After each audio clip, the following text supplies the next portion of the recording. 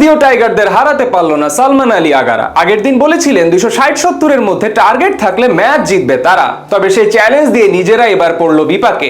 বাংলাদেশের দেয়া 268 রানের টার্গেটে ম্যাচ হারতে হলো পাকিস্তানকে। শেষ বিকেলে টাইগারদের বোলিং জাদুতে কোণঠাসা হলো সফরকারীরা, আর তাতে ঐতিহাসিক এক জয় নিয়ে মাঠ ছাড়লো টাইগাররা। মিরপুর টেস্টে টাইগারদের এমন জয় ও বোলারদের দাপুটে পারফরমেন্স নিয়ে বাকিটা জানবো এই প্রতিবেদনে।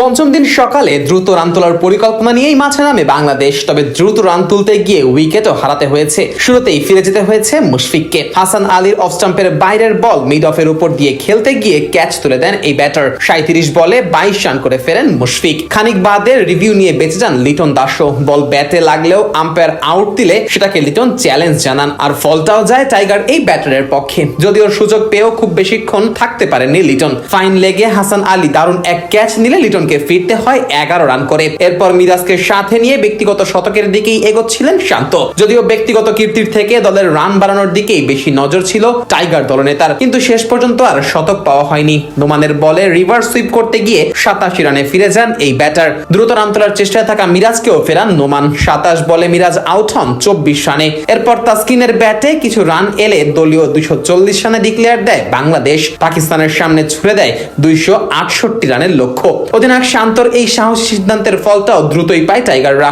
লাঞ্চের আগেই আঘাত হানেন তাসকিন আহমেদ। দারুণ এক ডেলিভারিতে ইমামুল হককে ফেরান টাইগার এই পেসার। উইকেটের পেছনে ক্যাচ গ্লাভস বন্দী করেন লিটন। লাঞ্চের পরও টাইগার বোলারদের দাপটে কিছুটা দিশেহারা হতে হয় পাকিস্তানি ব্যাটারদের। মেহেদী মিরাজ তো প্রায় উইকেটও তুলে নিয়েছিলেন, তবে বল স্ট্যাম্পে লাগলেও বেইল না পড়ায় বেঁচে যান আব্দুল্লাহ ফাজাল। সেই একই ওভারে ক্যাচ উঠলেও জয়ের সামনে বল পড়ায় তা ধরা সম্ভব হয়নি। যদিও সেই মিরাজই ভাঙেন আজান ও ফজলের জুটি। চমৎকার এক ডেলিভারিতে প্রথম ইনিংসের সেঞ্চুরিয়ান আজানকে ফেরান টাইগার এই অফ স্পিনার। খানিক বাদে ফিরে যান শান মাসুদও। নাহিদের বলে উইকেট কিপারের হাতে ক্যাচ তুলে দেন পাকিস্তানের এই অধিনায়ক। এরপর আব্দুল্লাহ ফাজলকে সাথে নিয়ে সালমান আলী আগা টাইগার বোলারদের ঘুম হারাম করে তোলে। চা বিরতির আগ পর্যন্ত আর কোনো উইকেট না হারিয়ে এই দুজন মিলে করে ফেলে 48 রান। তবে চা বিরতির পরই উইকেট তুলে নেয় টাইগাররা। আব্দুল্লাহ ফাজলকে এলবিডব্লিউর ফাঁদে ফেলে বিদায় করেন তাইজুল। পরের ওভারেই ফিরে যান সালমান আলী আগা। তাসকিনের বলে দারুণ এক ক্যাচ ধরেন সাদমান ইসলাম। পরের বলে রিভিউ নিয়ে বেঁচে যান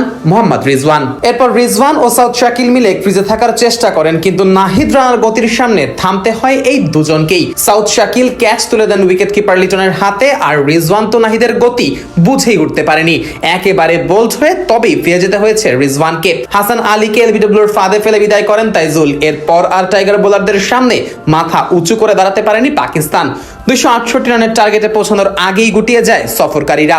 ফলে ম্যাচ জিতে মাঠ ছাড়ে নাজমুল হোসেন শান্তর দল।